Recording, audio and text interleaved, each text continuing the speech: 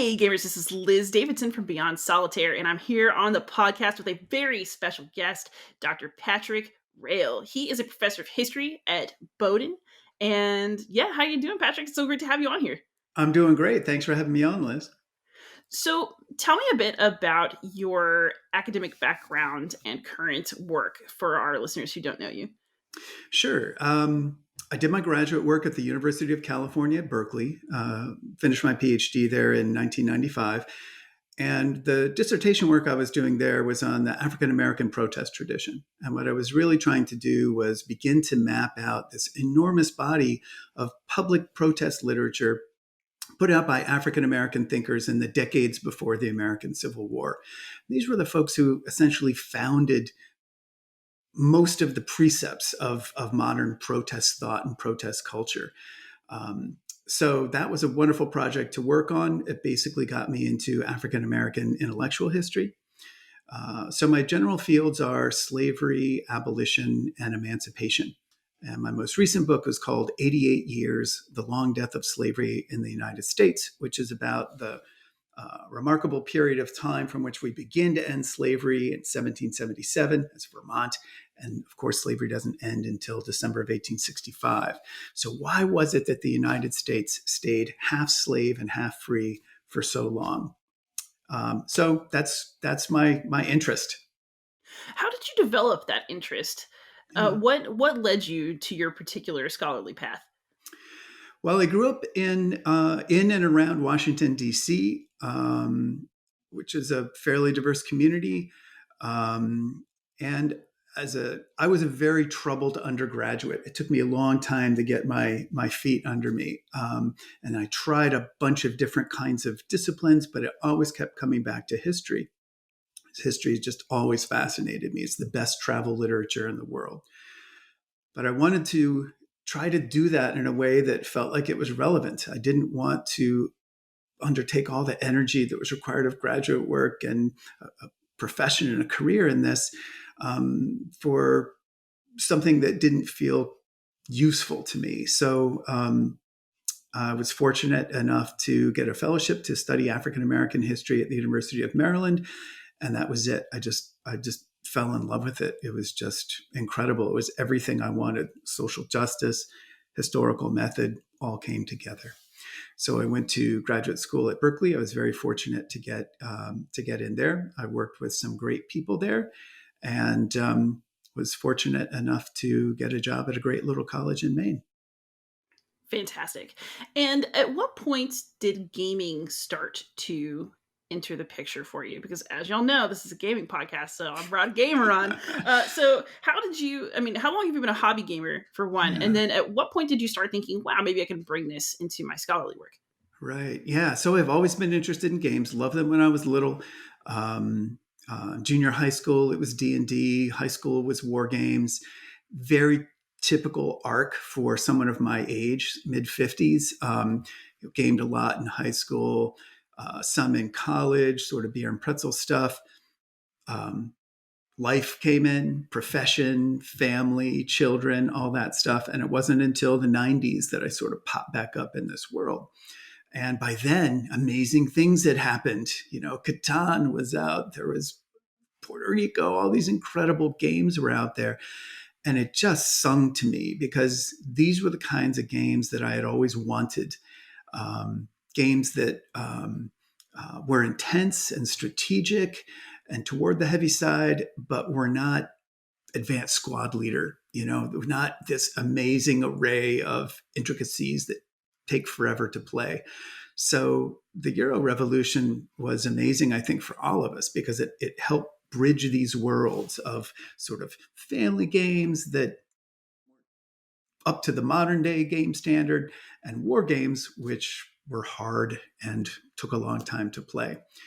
So as the game design technology improved, it became possible to think more and more about how games could be used and how they could be brought into the classroom.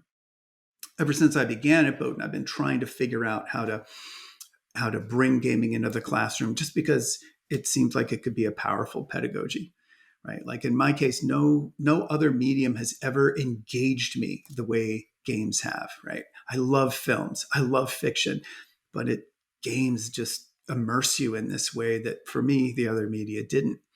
So I thought this has got to be powerful in the classroom. But state of the research on it was not great. Technology was changing things. And so it's really taken a long time to kind of figure out how to make this the mainstay of my work. We experimented. In the late 90s, we put together an online simulation of the fugitive slave experience. So it was me, my IT department, and a slew of students put together. It's basically, it was a web game. You represent an African-American enslaved person who's fled, and they're trying to move from spaces to spaces over the map, collect family members, move north, and ultimately make it to Canada. At every point along the way, users encountered something from the original historical experience. So it might be part of a narrative like Henry Bibb's narrative or William and Ellen Craft's narrative. So it was a way of sort of introducing players to the slave narratives and the experience of fugitive slavery through an online thing. So we tried those kinds of things, role-playing games in classes, debates and simulations. Ultimately, though, I started wondering about board games because board games are just so incredibly cool. And that's where I really started thinking hard about how that could happen. And there's actually a video on your landing page, which, by the way, everybody, I will link in the show notes, where you have footage of your students at a weekly game lab playing board games, and then footage from discussions that they've had either right after gameplay or trying to analyze the experience that they had. Is that a class that you regularly teach? Was it an experiment that you did? How did this come to pass? Yeah, that was what we call an intermediate seminar. So it's not the highest level we have, but it's totally self-selected, and it's a small class of only 16. And that was the first time I ran it. And the whole idea was to try to see what it would mean to bring board games into the classroom in a serious way at the college level. And it was a blast. It was great. We focused on, I think it was 6 games altogether, sort of walked through a kind of a narrative going from European exploration through up to the Civil War, 6 different games. And the students were just amazing. We had weekly game labs. So in the same way that if you were teaching a film course, you might need a screening every week. Here we had a game lab every week. And we recorded the game sessions. We recorded these little reality show style confessionals. They loved that. And we talked a lot about the connection between the history we were studying and the form that we were studying it in through board games. It was great. So since then, we're trying to see, I've repeated that class. I've done a version of it as a first year seminar, working up a class now on history and video games. I'm too old and my eyes are too bad to play a lot of them myself, but they're important. And thinking about an upper level course that would basically focus on coin games, GMT's counterinsurgency series, bring in some of my colleagues. So I'll have my political science colleague who works on terrorism to talk about A Distant Plane. I've got classics folks who can talk about Falling Sky and stuff like that. So lots and lots of exciting possibilities. Oh man, that sounds really good. I want to take that class. I gotta go Please. back to school. We should offer it online. Why not? So I noticed, actually, yeah, you had the students play quite a range of games in that video. So I saw Liberty or Death. That's right. I saw something about Imperial Expansion, but I wasn't sure what that game was. I saw Lewis and Clark. Did y'all play Freedom, the Underground Railroad in that class? We did. That was the last game. Yeah, I think that was the last game that we played. So we started, the first game was Colonial, Europe's Empires Overseas, Christophe Dupont, I think, which is a game that not a ton of people know, but it's a beautiful game. There's a lot of elegance in there and a great little historical scenario. Students did a great job with that. So let's see. So we went from there.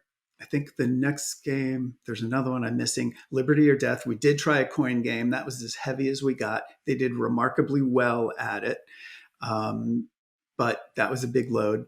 We played Founding Fathers, the Jolly Roger Founding Fathers, about formulating the Constitution. I know we did others. We did 2 of the games on Lewis and Clark. So the first of those was I think called Lewis and Clark. It's the same Polish-French design team, if I have that right. And then, and so they did this wonderful little racy kind of Euro game, and then they took Lewis and Clark again and made a totally different game about it. It's a more of a die roller. So it's this great moment where you have the same historical topic being treated by the same design team in two very, very different ways, both Euros.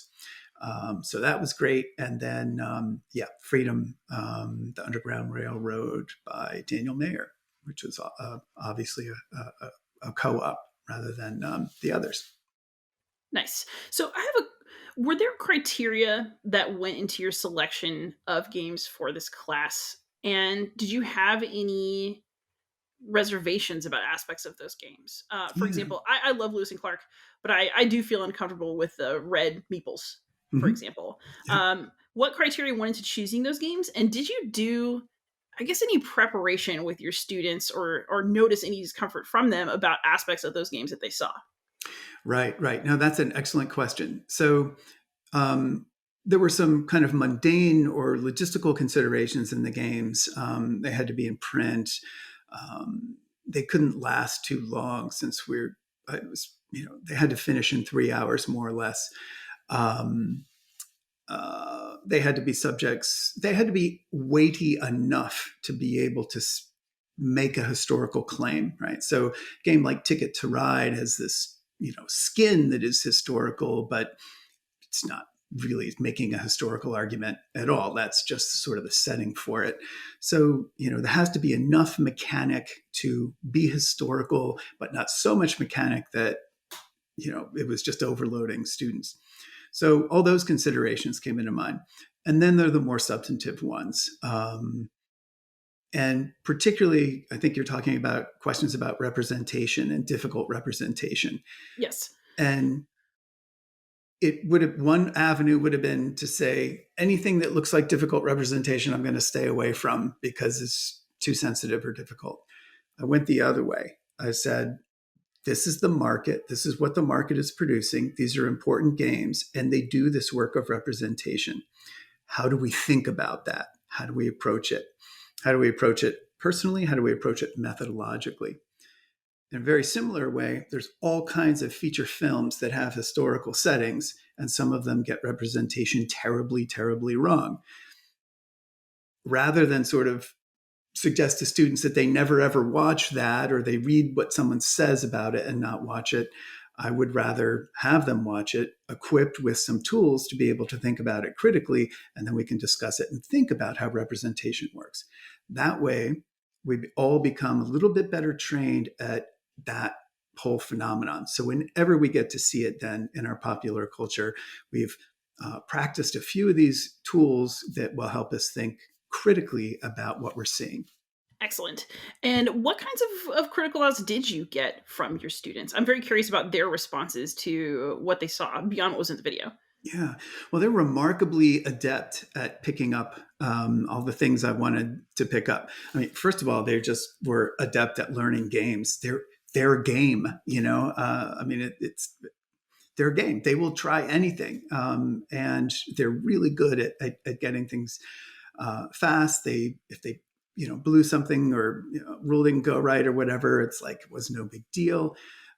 So they were all very much they were ludically inclined. Their illusory attitude was very positive. They were very much into it, and they were also really good at.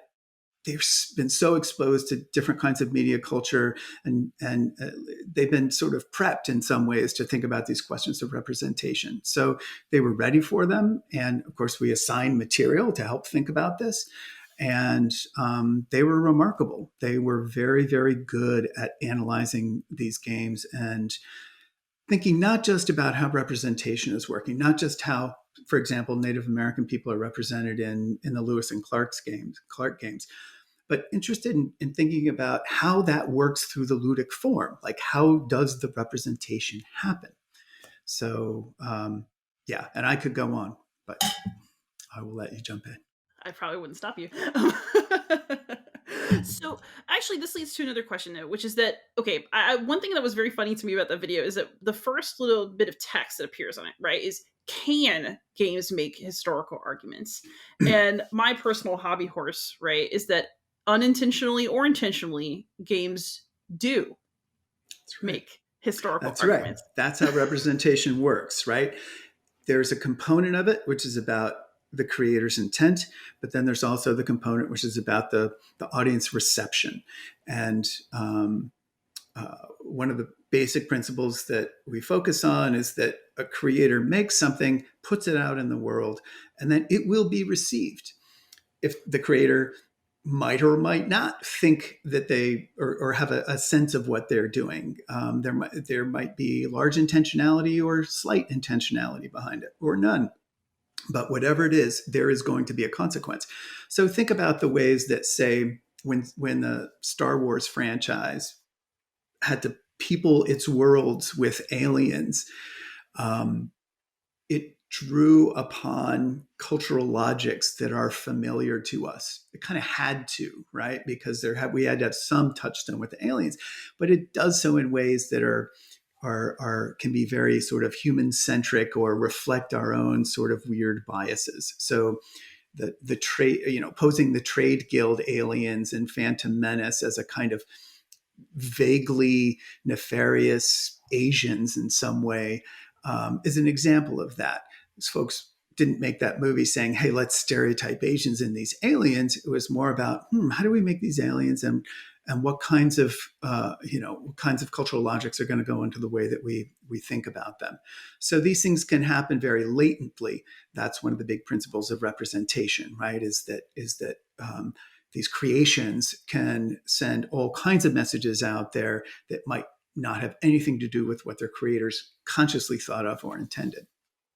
And see, I think that's really interesting, especially in a gaming and education situation, right? Where you're taking games that are made for entertainment for the most part, for sort of a wider audience. They're not necessarily meant to give a specific education, but they are going to have their own messaging. So, how, as an instructor, did you handle what students might be learning from the games that you did not intend?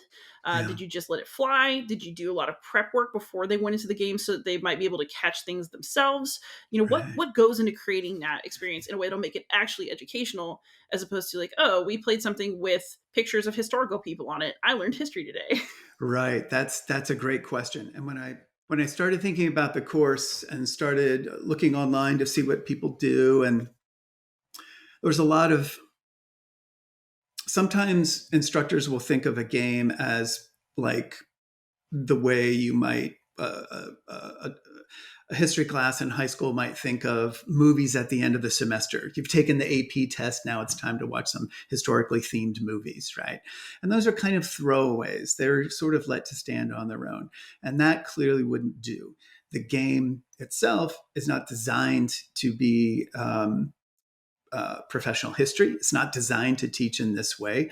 And so this winds up being the funnest and best part. You get to take the game and you get to take the scholarship and you get to kind of meld them. So in the Lewis and Clark games, we got into the diaries. So we looked into the primary sources. We found the moments and the people in the game that matched the stuff in the diary. We read secondary work on the expedition, on relationships between Native Americans and the expedition, the role of Sacagawea, the historical memory of Sacagawea. All these things can be fed into this mix. And then the challenge for the students gets to be, okay, we've played the game, we've read the primaries, we've talked about the secondaries and the debates that they raise. What now can I contribute to this conversation about this game? What can I say that will help readers understand more about the history, but also more about the form and how the form represents the past or can represent the past? So, do you think that we should judge games that claim to make historical arguments by a different standard than those that just promise entertainment? So something like Freedom the Underground Railroad, do we hold it to a different standard when we're looking at it because it has an educational guide? It's explicitly pitched towards schools, maybe homeschooling. Does that make you treat the game differently, especially since you used it in the same class as something like Lewis and Clark or Right. the Um, the colonial game? Yeah, I think that if you announce that your game is designed to teach, or is that its relationship to history is designed to be somehow authentic or accurate, then you're making a claim, and that has to be backed up. That you have invited critique, completely fair to take it on that ground. That's one thing. A different thing would say, the kind of iconic example would be Puerto Rico, which is loosely themed around 16th century colonization. But it's not a game that ever sort of advertised itself. It's not, its setting is really just kind of a skin or a theme for a game that could be themed in many other ways, space exploration and colonization, something like that. So I think it matters whether how a game presents itself is important. It's not the only thing, though, because there are also ways in which games that don't think or don't say they are doing something can actually be doing a lot of work. So here, and this would be the category of games that might represent, race or gender or sexuality in certain ways. That it's just the designers and the creators bringing all of their latent preconceptions in a rather thoughtless way and said, this is what orcs are supposed to be like, and all this stuff. And those games, although there might be no intention whatsoever to make any comment about race or gender or sexuality, can wind up making extraordinary statements about all those things. So we have to be careful with both things. A creation that says that it is trying to do something certainly invites fair criticism, but also those ones that say they're not, but are actually doing something, those deserve to be analyzed as well. But those are different lenses and frames, and those are the kinds of differences that we're trying to kind of set out so that we have kind of a plan for thinking about how representation works in this or any other media form. Makes a lot of sense. So I think that you and I are on the same page that it's not about can games make historical arguments. It's about which ones and how. But does that mean? Do you think that games can be scholarship? Because I think there's a difference between something being a historical argument of some kind and something being scholarship. Can a Yeah. board game be that?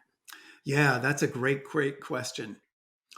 I think they can, and I think they are in some ways. So if you get to the realm of, at the highest level would be the realm of professional gaming, the stuff that the CIA does, the stuff that maybe the Georgetown Wargaming Group, does. I think important historical game designers like Volko Runke have, real backgrounds in both history and simulation design. Jim Dunnigan, the great SPI war game guy, same kind of thing.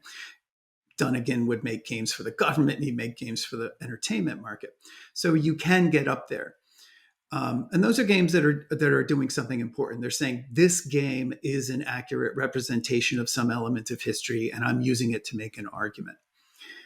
At the other level, you have games that really can't do any of that and don't try to do any of that. I think that we're in a really, really interesting time now because we have the design technology is such that we can make complicated historical arguments with games that are playable in 3 hours by people who don't have to be specialists in the field. It was kind of hard to get there. We had the kind of family game or beer and pretzels game stream, which didn't really have the mechanical sophistication to do this work. And we had war games, which had the mechanical sophistication, but the cognitive load was just too high for most people. And they were all themed around military themes, which not everyone wanted to play. What I think is happening is that there's this kind of crossover. And so we're getting some of the design values of the Euros, which is all about elegance, playability, and we're getting the kind of mechanical complexity of the war games, and they confuse in some really, really fascinating ways. So I think that games can make historical arguments. They can make intentional historical arguments, and we can think about games that try to do this. But in making there are different kinds of historical arguments. So take a game like Falling Sky. in GMT's Coin series. This is a game about Caesar's invasion of Gaul. Indeed.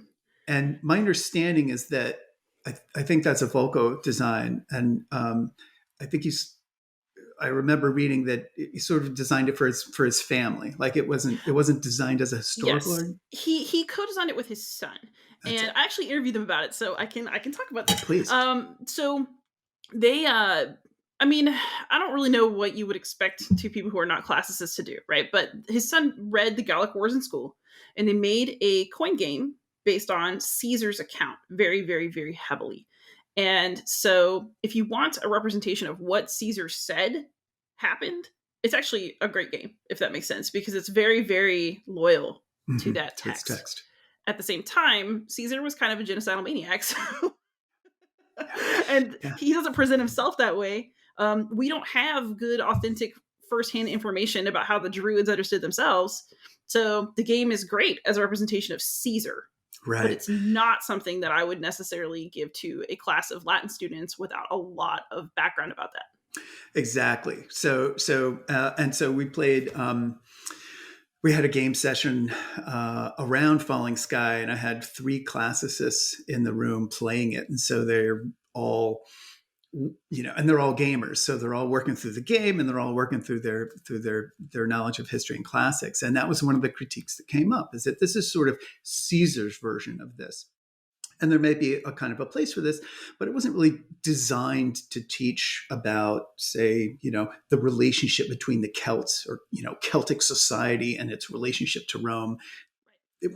But it wasn't designed to do that, right? But it could do that. We know that the mechanical weight, the sophistication, the design concepts in Falling Sky are just as capable of representing something that is pointed to an academic market or a more academic art market than one that's just for home play. Another example of that might be Twilight Struggle, which is a wonderful rendering of, it's like the Cold War story of itself, right?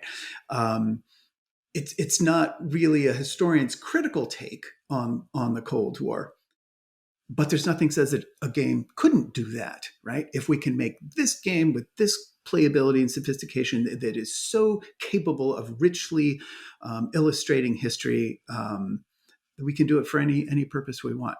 So in my view, I think that games very much can take history seriously. As another piece of this, though, which is, what do we mean when we say games can make historical arguments, right? On the one hand, they can make it might be imagined that instead of writing a book, you make a game. That this is a substitute for the kind of standard scholarly production that we would undertake. And I'm actually trying something like that right now.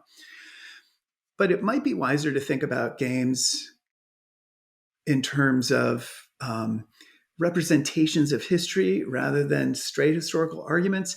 So the analogy I think of here is that between Hollywood feature films that are historically themed and historical documentaries, right? So you might have what is Falling Sky? Is it a historical feature film about Caesar's invasion of Gaul, or is it a documentary on Caesar's invasion of Gaul? Right, same form, both film, but they start with different kinds of standards and values.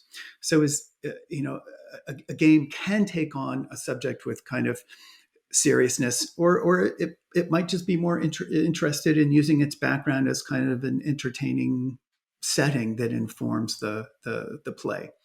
So it'd be like the difference between, there was like a documentary on the life and times of Harvey Milk, the San Francisco legislator who was assassinated, and then there's a movie on him, right? Which do we want to focus on? They each have their own kind of standards of critique. We're going to grade the documentary on a much higher standard of accuracy, and we're going to be much more concerned with kind of playability and sort of the fun factor in the feature film.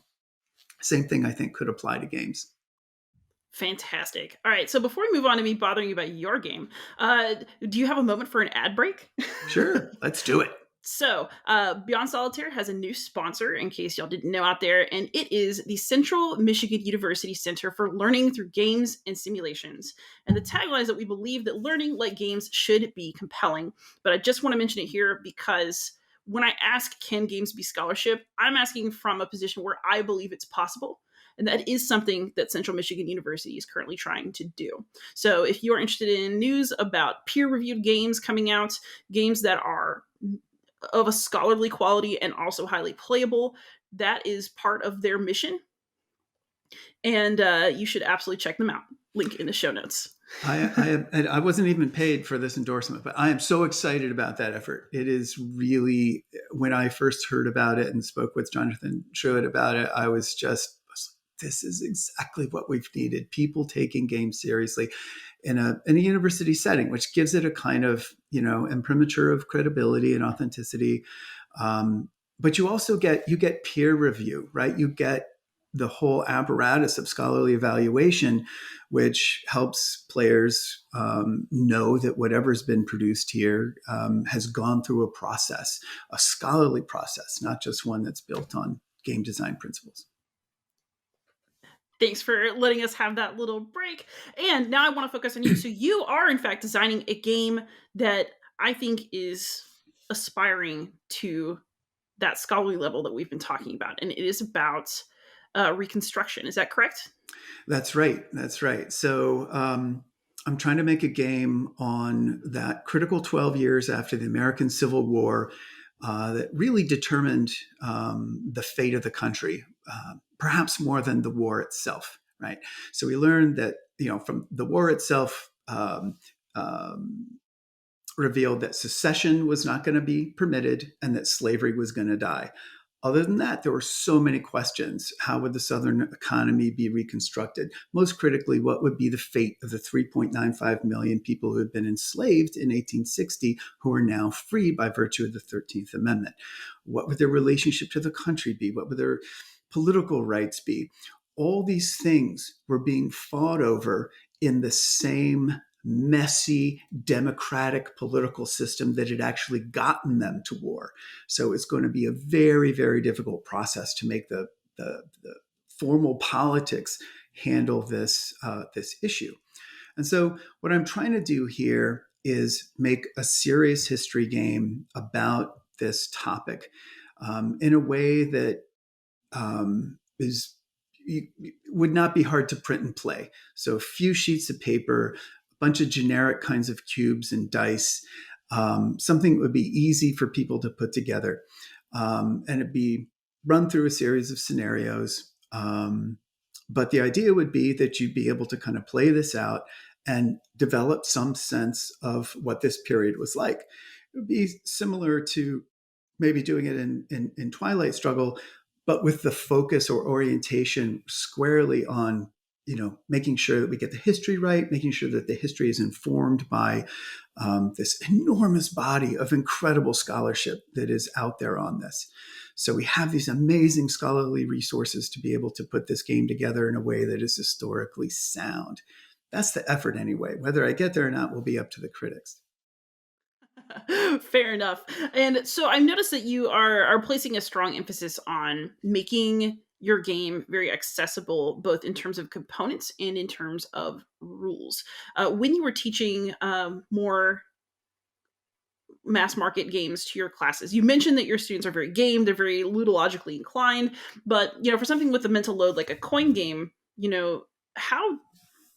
how much overhead, or I guess more, how much complexity does a game with a lot of rules add to the process of trying to create a historical experience in what you've witnessed? Right. So the trick, as I see it, is how do I get the most history in this game with the lowest cognitive load, right? And of course, that's how Euros are so helpful. You have these layered mechanics where one thing does several things, one component, does several things. And there's some extraordinarily beautiful examples of this in terms of design technology. But what I'm trying to do is Yeah. So, how do you make it so that the game can drive a narratives? You can encounter the important things that happen while also keeping this thing learnable and playable. And so, one of the tricks I think that a lot of history games do to make this happen is to bring in cards, right? Event cards with historical pieces on them often are the way that flavor is added in. So you have some kind of basic system, bits on the board that are, controlled in various ways. But what usually brings the history to life is victory conditions and cards, right? What are you trying to do? What is the game asking you to do? And then how is the flavor and the texture of history introduced into the game? Um, so I think the way that it has been done most frequently. And what I'm trying to do in this game, so I'm playing around with this, and I don't know if it'll work, but I'm going to try. Here, I've got the basic game system, which is basically area control, area majority. And what I'm trying to do is you can play the game generically without any history. There's three factions. There's the freed people and the unionists who are on the Republican side, and then you have conservatives who are on the Democrat side. And so they're all battling it out. And I want to walk people through a historical scenario where instead of, oh, maybe this card comes in and it's out of order, no, you're going to play this sucker by the events. And there's within each event, there has to be choice, there has to be agency, there has to be ways that you can do this. But the notion is that once you play through the scenario, you'll have a pretty good sense of what the critical issues were, what the sequences were, and what the outcomes could have been. But you won't, if this works, feel straitjacketed by the flow of these cards. The events are in their order, but they're not so confining that you don't have a sense of choice. That's really interesting because I think a lot of discussion of historical games, right, involves, okay, so what do we lose in terms of, trying to teach about history or trying to model history if players can completely change the outcome by the way that they play? If you're trying to have an educational experience, I think there's always a tension between what is on rails while still allowing the game to be fun, and that Yeah. requires agency. Yeah, yeah. And so here we get into counterfactuality, right? Which is fundamental to this form, right? Historically themed games have to be counterfactual because if you just got the same result every time, you wouldn't play. And when I first started doing this work, that really bothered me, and it bothers a lot of historians to kind of focus on counterfactuality. There's this who was it, E.L. Carr, the great Marxist historian, once called counterfactual history a set of parlor tricks or something, which actually slights what he actually thought about it. But people frequently invoke that counterfactual history, what if history is just a bunch of parlor tricks? And it can be. I think wasn't there a movie in the past where I think like a F-16s from an aircraft carrier go back into World War II and, Pearl Harbor. That's a fun counterfactual, but it's not one that's really going to get us anywhere. So what this work really led me to do is think about counterfactual history and its value. And it started to dawn on me slowly that all history is counterfactual. Everything. You can't make a claim about the past that is not at least implicitly balanced against a set of other possibilities, So all history is more or less counterfactual in some way. And how do you represent that in a game? I think you need to have those. And what you permit in the game is your argument, right? The argument of a game lives in its victory conditions, its structure, like who the factions are and how they're arrayed against each other. But in the array of possibilities that is the game can encompass, that is the game's argument about the arc of history that was possible in its space. Now, it may do that in ways that we approve of or disapprove of or contend with in various ways, but I think that's the critical space that historical game designers have to keep in mind. How far from what actually happened do you want to go, or how close do you want? How many guardrails do you really want to have there? And I think generally speaking, the more historically kind of the greater pretense to historical authenticity or accuracy, the tighter the guardrails are going to be, and the looser they'll be when the game is less concerned about kind of rendering history the way it actually played out. So we've talked a lot about factual aspects of representing history, but I also think that the one of the greatest values of games, right, and the importance of agency is they also have the capability to create emotion. And so, how do you want your players to feel? And do you think that that is just a natural part of, or an interference with teaching them about history, fact wise? Yeah, wow. Heavy question. Um, we always bring ourselves to the past, right? We don't approach the past. We usually approach the past because we're interested in it in some way, right? We have some kind of investment. So and you see that generations, what happens in most historical debates, long running historical debates, they're not resolved. They're set aside because another one comes in, right? So in the case of President Andrew Jackson, it used to be all about the bank war and the age of the common man. That sort of was displaced in a lot of ways by thinking about Jackson and Native American issues, right? And a very different kind of Jackson sort of emerges in those things, one who's very happy to exercise state power and all this other kind of stuff. We're always going to bring ourselves and our concerns to the past. That's the good thing, right? That's our investment. But if we only bring that, if we can't separate ourselves from that, we're going to lose opportunities to kind of think about things that are really valuable. So, to ask a class to play a game about the fugitive slave experience is also to ask a class how it feels about that experience, what we think about it. This can get dicey, right? There are important questions here about classroom pedagogy. What do you want to ask students to do? And we know that this can go terribly, terribly wrong, right? We have the accounts of well-meaning but misguided elementary school teachers who reenact slave auctions in their classrooms. We've got video games like the slave Tetris component of one educational video game suite on the history of the slave trade that asked players to stack enslaved people into slave ships like cordwood. I mean, just these terrible, terrible ways of doing this.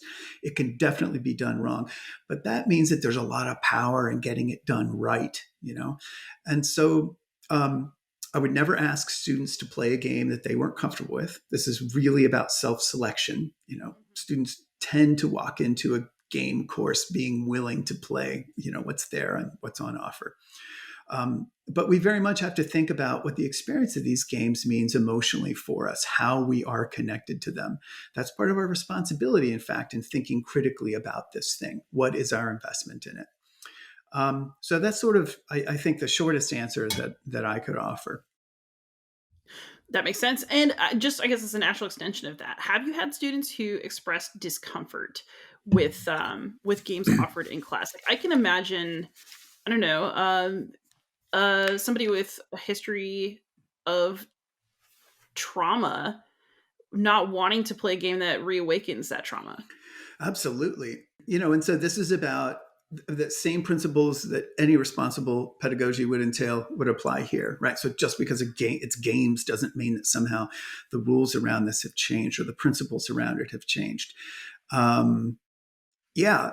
It's always interesting to me to see where those moments of powerful connection, sometimes negative connection, happen.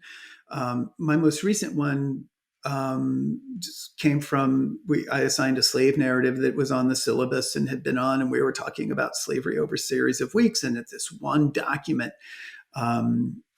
just really set a couple students off. And it's like, we can walk in with concerns and the preparation and kind of the warning. We're never exactly sure what is going to work.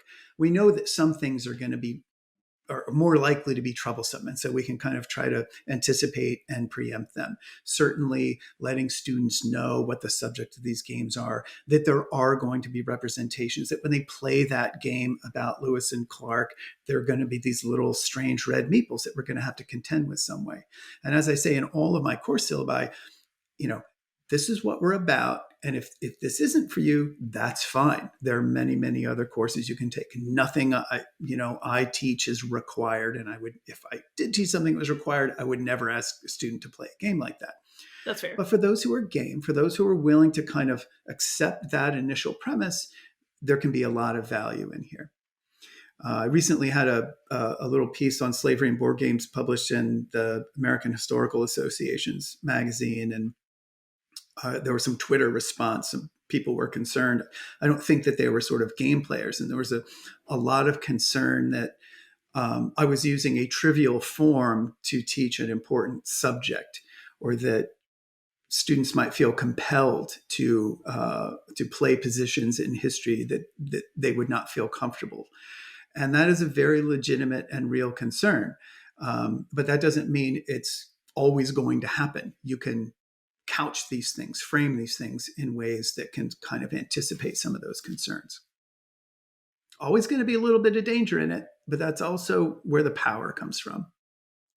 I mean, that's true. The other thing is that, the modern discourse, right, jokes a lot about colleges and, safe spaces. But I think students are actually the ones who are doing the most emotional and intellectual push in their lives at the time that they're in college.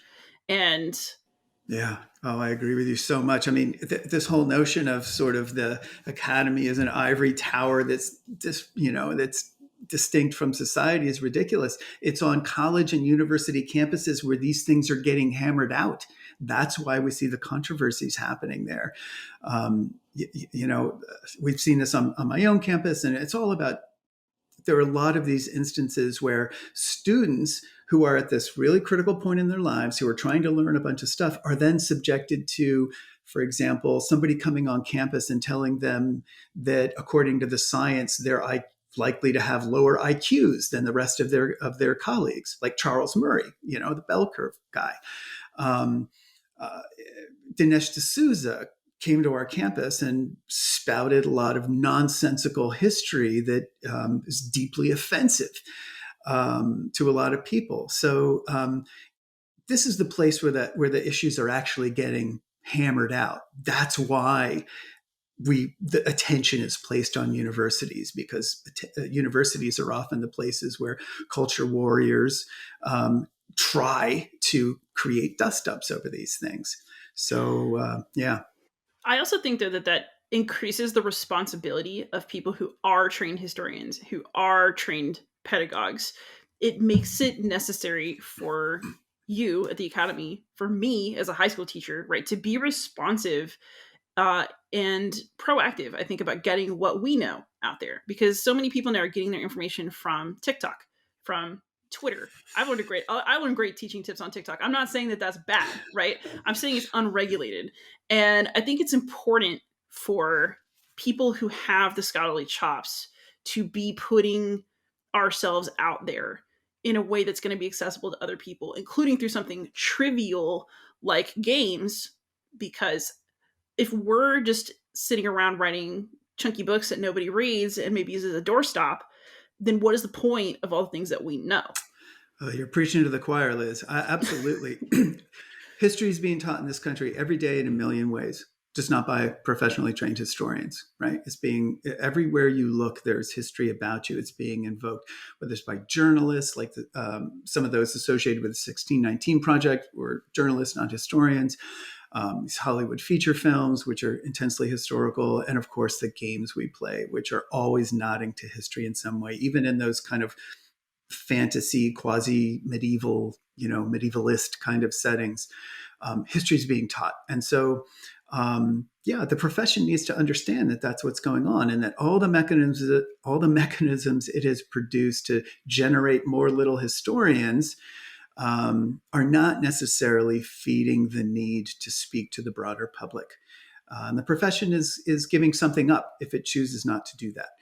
That's why I think it's really important to help students understand how these media forms work. How do movies work, so that next time you see a historically themed movie, you can start to make some kind of sense of it. And similarly, of course, now that board games have become this thing that they have become, it's time for that to happen for board games as well, which is really, really exciting if you're a board gaming historian, because it means there's this big, broad, open field of kind of teaching out there that, is waiting to be done. And so one of my sort of efforts in this is to kind of think about what are the principles and the values that we want to bring to sharing with our students and with the broader public how they might understand historical games. Yes. And I also think we're in an era where the broader public is able to talk back. So, you can have a game designer like Cole Worley, who is a trained historian and it shows up in his games. And I think it's just stunning work. I love his work. But you also have people like David Thompson. He's not a trained historian, but he's doing very hardcore historical research and it's coming out in his games. Or someone like Amabel Holland from Hollandspiel. Mm-hmm. Nicaea is maybe not from the perspective that I, as a religious studies scholar, would teach the Council of Nicaea. But I think that what she's done with that game is absolutely worthy of play, Yeah. of discussion, and of serious engagement from people who might not normally engage with somebody outside of the ivory tower. Yeah. And so I don't know, I personally envision games as a way for us to not only give what we know to more people, right, but to hear what other people are saying back. Absolutely right. So if all the questions came from inside the academy, it would be deathly dull. I can't tell you how many times in my career I've like thought about a particular issue, thought that it was kind of beyond conversation. Like I just thought this was settled, and then boom, perspectives coming in from social media that I hadn't even thought of before. That gives us good work to do, right? Now we have things to explain. I think you're right. I think that there are these games. We are making games now. We are seeing games now that are making important statements about the past. And they're going to keep doing it. So how are we going to think about those games? I think Emma Holland's work is absolutely iconic for me. Imagine playing her board game on Nicaea and then playing the reacting to the past role-playing game on Nicaea. Like that is a powerful few weeks worth of class, and you're going to walk out of there with a really strong sense of that phenomenon and event because you're looking at it from all these different angles. I think This Guilty Land, which is in my field of research, made a powerful statement about one aspect of anti-slavery politics that is, I have not seen that argument made ludically and anywhere close to that success before. Those are the kinds of games that really got me excited. And there's also games that are challenging, right? So not every example is a positive one. I'm thinking here of Pax Emancipation by Phil Eklund, which is a game about global fight against slavery, which is one of the most remarkable, interesting, and exciting game designs I've ever played, paired with some of the most questionable history I've ever seen represented in a game. So that game to me told me that this was important. If we are going to get game designs of this quality, they have to have a history of equal quality to go with them. I can definitely see that. All right, one more hard question before we get to a couple easy softballs to close out this episode. One thing that is still true gaming, and this is, I think, particularly relevant for you as someone who studies slavery and who studies African American history, is that most of our games, including Freedom of the Underground Railroad, are still made by white people. And that inherently is going to impact the types of stories that are being told, the types of emotional registers that are being touched by games. How do we bring about change and get more viewpoints into this field so that, we're not having one group talking to everybody else about something that's not even their story necessarily? Right, right. Well, one possibility would be for a bunch of leading game designers who have great credibility in the field to come together and put together an awards system for vetting games by designers with marginal identities. Of course, I'm speaking about the Zenobia Awards, which is just a remarkable effort, and a real statement, I think, to this industry and this hobby. That's work, of course, that needs to be continued on a whole bunch of fronts. And it means that game consumers who identify themselves in marginal ways or allied with those who identify themselves in marginal ways need to keep pushing. And they are. Board games are, it seems to me, and I'd be curious with your more informed perspective on this, it seems to me that board games are kind of encountering those questions of those sort of cultural questions now that had been applied to, say, video games back in the Gamergate days, or these questions, of course, have always been, have been in film for a long time. So it feels to me like our hobby is hitting this wave that has already struck other media. Does that seem right to you? I think there's a lot to that. I think that every growing hobby, especially as it expands from a core population out into a more diversified population, will struggle with issues of territoriality and inclusion. Even when things are not intentioned badly. Actually, the person I would direct everyone to have good real talk about these issues is actually our mutual friend Jason Perez over at Shelf Stories, who has very insightful thoughts on his Good Trouble series about diversity in gaming, talking about hard topics such as race within board gaming. I would say that he's probably the current best authority for that in terms of easily accessible media. Yeah, he's certainly my go-to on that. We've had great conversations about various aspects of these things. And I think that Jason, his background, as I understand it, is in counseling and psychology. Yes. So he's kind of prepped to think about these things. And when I followed Jason on The Geek and other things, and he's always trying to step in constructively. It's always trying to, without conceding points that should not be conceded, he's trying to figure out how we have good conversations around this. And I think that that's really, really important. We need good faith conversations, which means that you're willing to have your mind changed, you're willing to bring in evidence, you're willing to conduct the conversation in a way that it might not resolve, but both sides are going to walk away feeling okay with how the conversation happened. What doesn't work is everyone jumping into their trench and firing away at the enemy. Personalizing things in ways is never going to move the conversation forward. So, this is we as a society, I mean, we haven't figured out how to have these conversations. So it's not surprising that we haven't figured out how to do it in board gaming. But the principles are out there and they're getting adumbrated. And I think we just have to keep up with that work. And it changes as the technology environment changes. One of the things that's happened is, and the reason why board games have expanded as they have partly is social media brought board games to whole new worlds. And once we moved out of those little niches of suburban white boys like me, who are gaming in high school, some views are going to get challenged. I don't quite understand why people get upset at that. Like, it's, if you want to keep playing the games that you played of the type that you played, there's still new ones coming out in that way. The fact that a game like Freedom is out there, why would that hurt anyone?